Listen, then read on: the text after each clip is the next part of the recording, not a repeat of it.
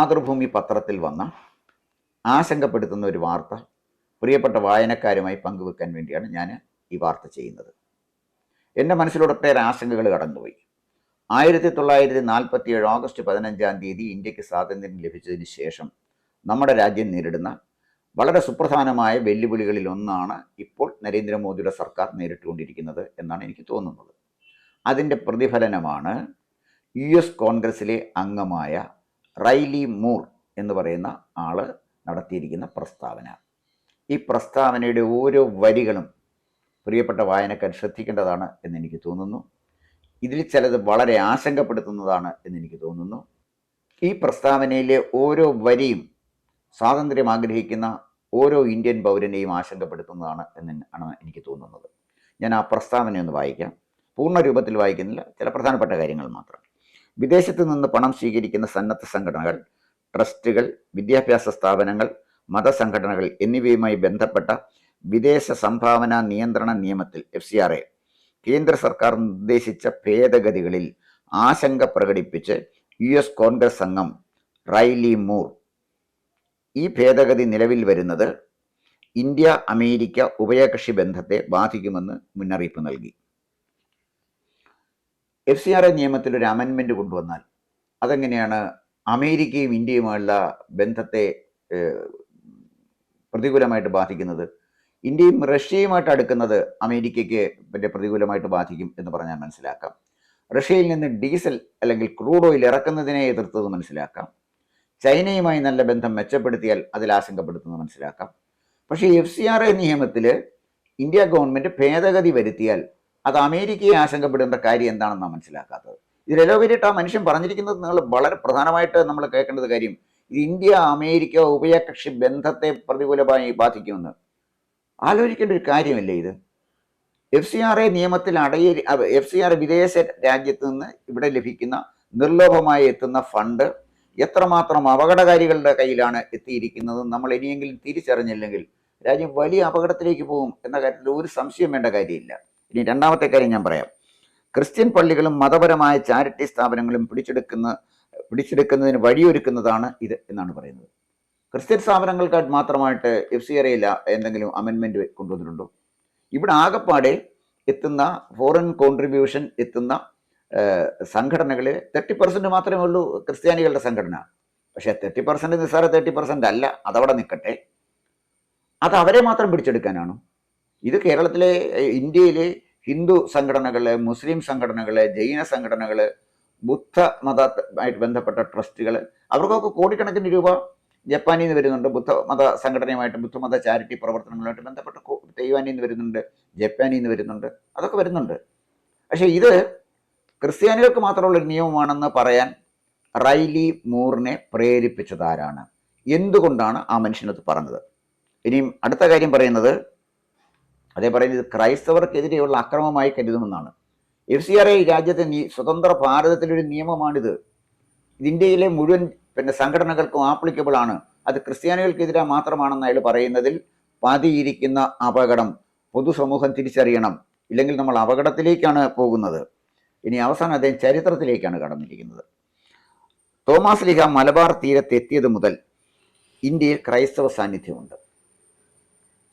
ഇവിടെ ചരിത്രത്തെക്കുറിച്ച് എന്ത് ബോധമാണ് റൈലി മൂറിനുള്ളത്? സെൻറ് തോമസ് കേരളത്തിൽ എത്തിയിട്ടില്ല എന്ന വത്തിക്കാൻ സംബന്ധിച്ചിട്ടുള്ള വസ്തുതയാണ്. ചരിത്രത്തെ നിഷേധിക്കുകയാണ്. 52 AD ക്രിസ്തുവിൻ്റെ ശിഷ്യനായ സെയിൻറ്റ് തോമസ് കേരളത്തിൽ എത്തിയതിൻ്റെ യാതൊരു ചരിത്രരേഖയുമില്ല. അപ്രായോഗികമാണ്. അന്നത്തെ യാത്രാ സൗകര്യങ്ങളിൽ ഇത് അപ്രായോഗികമായൊരു കാര്യമാണ്. പക്ഷേ അത് ചരിത്രത്തെ വളച്ചൊടിച്ച് തോമാസ് ലീഹ കേരളത്തിലെത്തി എന്ന് സ്ഥാപിക്കാൻ ചില ചരിത്രകാരന്മാർ ശ്രമം നടത്തുന്നുണ്ട്. അത് അവരുടെ കാര്യം. പക്ഷേ നിഷ്പക്ഷമായി ചരിത്ര ഗവേഷണം നടത്തുന്ന ഒരാൾക്ക് സെൻറ്റ് തോമസ് ഇവിടെ വന്നു എന്ന് പറയാനുള്ള യാതൊരു തെളിവുമില്ല. അതല്ലല്ലോ ഇവിടുത്തെ പ്രശ്നം. അന്ന് മുതലുള്ളൊരു ബന്ധമാണെന്ന് ഇദ്ദേഹം പറയുമ്പോൾ ഒരുപാട് വിവാദങ്ങളുള്ള ഒരു ചരിത്ര വിഷയത്തെ തങ്ങൾക്ക് അനുകൂലമായി വളച്ചൊടുക്കിയാണ് റൈലി മൂർ എന്ന് പറയുന്ന US കോൺഗ്രസ് അംഗം ചെയ്തിരിക്കുന്നത്. ഇവിടെ എന്താണ് FCRA ഇവരെ എതിർക്കാനുള്ള കാരണം? അതാണ് ഒന്നാമത്തെ വിഷയം. FCRA ഇവരെ എതിർക്കാനുള്ള കാരണം എന്താണെന്ന് ചോദിച്ചാൽ, FCRA ആദ്യമായിട്ട് പാസ്സാക്കിയത് 2010 FCRA നിയമം നിലവിലുണ്ടായിരുന്നു. ഇന്ദിരാഗാന്ധി കാലഘട്ടം തൊട്ട് വിദേശ സംഭാവനകൾ നിയന്ത്രിക്കുന്ന ചില നിയമങ്ങൾ ഇന്ത്യയിൽ ഉണ്ടായിരുന്നു.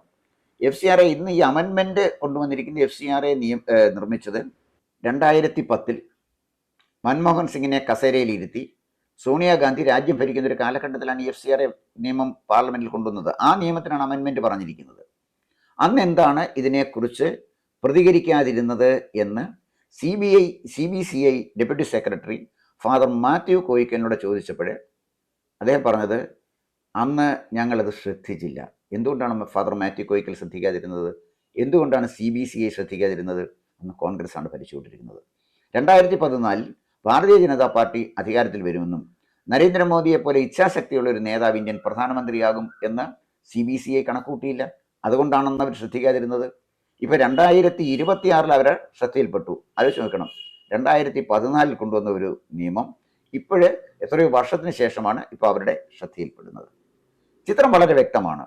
തങ്ങൾക്ക് നിയന്ത്രിക്കാൻ കഴിയുന്ന ഒരു ഗവൺമെൻറ് ആയിരിക്കും എന്നും കേന്ദ്രത്തിൽ ഇരിക്കുന്നത് എന്ന CBCIയുടെ വിശ്വാസം, സ്വപ്നത്തെ തകർക്കുന്നതായിരുന്നു 2014 അധികാരത്തിലെത്തിയ നരേന്ദ്രമോദിയുടെ സർക്കാർ. ഇതാണ് അതിൻ്റെ പ്രശ്നം. ഇനിയും ഇവരെതിർക്കുന്നത് എന്തിനെയാണെന്ന് കൂടി നമ്മൾ നോക്കണം.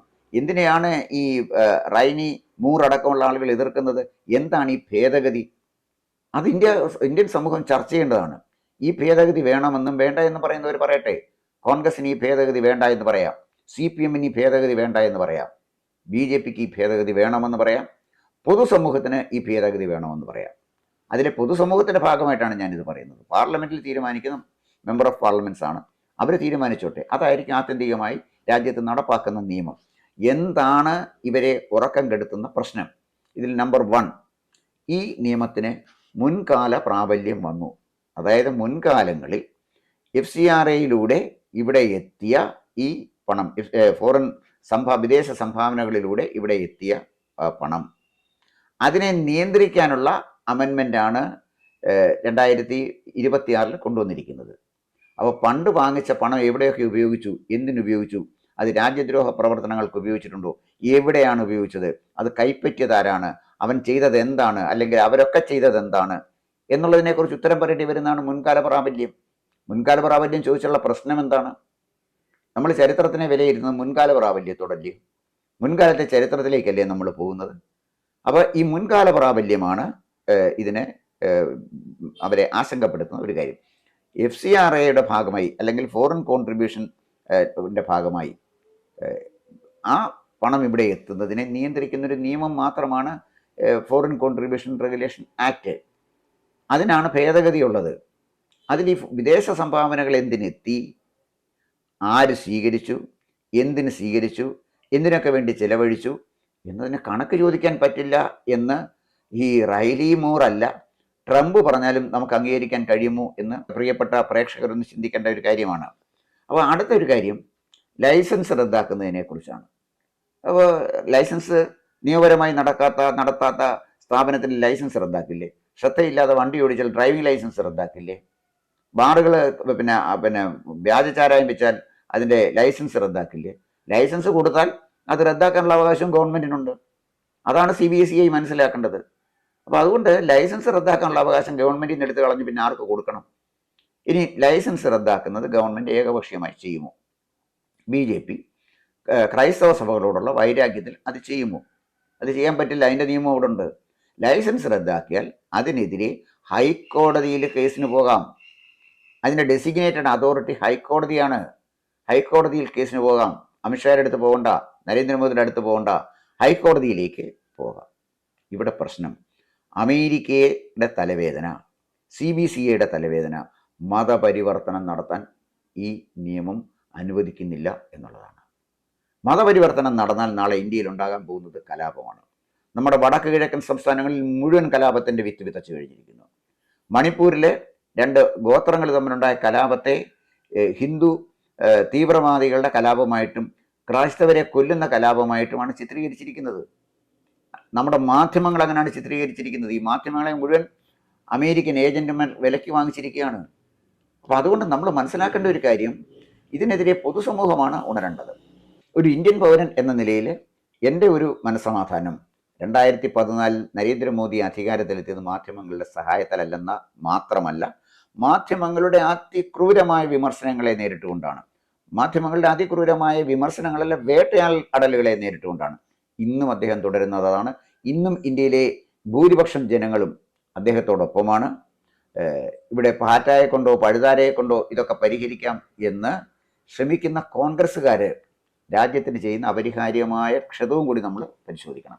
ഇവിടെ ചില വിദേശ സംഘടനകൾ നമ്മുടെ രാജ്യത്ത് വന്ന് പ്രവർത്തിച്ച് നമുക്ക് മറക്കാൻ പറ്റില്ല. അമീറ്റി ഇൻ്റർനാഷണൽ, ഫോർഡ് ഫൗണ്ടേഷൻ, അതുപോലെ തന്നെ ഇപ്പോൾ ഈ അടുത്ത സമയത്ത് നമ്മൾ കണ്ടെത്തിയ ഒരു സംഘടനയാണ് തിമോത്തി ഇനിഷ്യേറ്റീവ്. 100 കോടി രൂപയാണ് തിമോത്തി ഇനിഷ്യേറ്റീവ് നമ്മുടെ രാജ്യത്ത് അനധികൃതമായി ചെലവഴിച്ചിരിക്കുന്നത്. ഇതൊക്കെ നമുക്ക് നിശബ്ദമായി കണ്ടിരിക്കാൻ കഴിയുമോ? മതപരിവർത്തനവുമായി CBCI മുന്നോട്ട് പോയാൽ ഖർവാപ്പസിയുമായി മറ്റ് സംഘടനകളുടെ വരും. അത് CBCI വിചാരിക്കുന്ന പോലെ പഴയ കോൺഗ്രസ് കാലത്തെ പോലെ ഈസി ആയിട്ട് മതപരിവർത്തനം പണം കൊടുത്ത് ഗോതമ്പ് മാവ് കൊടുത്ത് മതപരിവർത്തനം നടത്തുന്ന കലാപരിപാടി CBCIക്ക് ഇനി ഗവൺമെൻറ് മാറിയാലും നടത്താൻ പറ്റില്ല. അതിനെ എതിർക്കത്തക്ക വിധത്തിൽ ഇന്ത്യയിലെ ജനത ഉണർന്നു കഴിഞ്ഞിരിക്കുന്നു. ഒരു കാലഘട്ടത്തിൽ ക്രൈസ്തവ പുരോഹിതന്മാരോടും കന്യാസ്ത്രീകളോടും ഒക്കെ ഇന്ത്യയിലെ ജനങ്ങൾ, അല്ലെങ്കിൽ പ്രത്യേകിച്ച് കേരളത്തിലെ ആളുകൾ കാണിച്ച താല്പര്യം അവർ വിദ്യാഭ്യാസ രംഗത്ത് നടത്തിയ മഹത്തായ സേവനങ്ങളുടെ അടിസ്ഥാനത്തിലാണ്. ഇന്നും കേരളത്തിലെ ഏറ്റവും നല്ല വിദ്യാഭ്യാസ സ്ഥാപനങ്ങൾ ക്രൈസ്തവർ നടത്തുന്നതാണ്. അവിടെ കുട്ടികളെ പഠിപ്പിക്കാനാണ് അച്ഛനമ്മമാരൊക്കെ ആഗ്രഹിക്കുന്നത്. പക്ഷേ അതിൻ്റെ അടിസ്ഥാനത്തിൽ വിദ്യാഭ്യാസ സ്ഥാപനങ്ങൾ നടത്തിയിട്ടുണ്ട്, ആതുര സേവന രംഗത്ത് പ്രവർത്തിച്ചിട്ടുണ്ട് എന്ന ഒരു ക്രെഡിറ്റിൻ്റെ അടിസ്ഥാനത്തിൽ ഇന്ത്യയിൽ മതപരിവർത്തനം നടത്താൻ സഭ നടത്തുന്ന ശ്രമങ്ങൾ നഖശിഖാന്തം എതിർക്കപ്പെടേണ്ടതാണ്. ഇതിനെതിരെയാണ് പൊതുസമൂഹം ഉണരേണ്ടത്. FCRA അമെൻമെൻറ്റ് ബിൽ ഇന്ന് പാർലമെൻറ്റിൽ വരും, ഇന്നല്ലെങ്കിൽ തൊട്ടടുത്ത ദിവസങ്ങളിൽ പാർലമെൻറ്റിൽ വരും. അത് വന്നു കഴിയുമ്പോൾ ഇതിനെക്കുറിച്ച് കോൺഗ്രസിൻ്റെ നിലപാടെന്ത്, എന്തുകൊണ്ട് കോൺഗ്രസ് അങ്ങനെ നിലപാട് സ്വീകരിച്ചു, CPIMൻ്റെ നിലപാടെന്ത്, മറ്റ് പ്രതിപക്ഷ കക്ഷികളുടെ നിലപാടെന്ത് എന്ന് വിദ്യാഭ്യാസമുള്ള, ചിന്തിക്കാൻ കഴിയുന്ന ഇന്ത്യയിലെ ജനങ്ങൾക്ക് തിരിച്ചറിയാൻ കഴിയും എന്നുള്ളത് കൊണ്ട് തന്നെ FCRA നിയമം വളരെ വിശദമായ ചർച്ചയ്ക്ക് ഇന്ത്യൻ പാർലമെൻറ്റിൽ വെക്കേണ്ടതാണ് എന്നാണ് ഞാൻ കരുതുന്നത്. എന്തായാലും ശരി, ഒരു കാര്യം കൂടി പറഞ്ഞുകൊണ്ട് ഞാൻ ഇത് അവസാനിപ്പിക്കാം. കഴിഞ്ഞ ദിവസം ഒരു സംഭവം നമ്മുടെ രാജ്യത്ത് നടന്നു.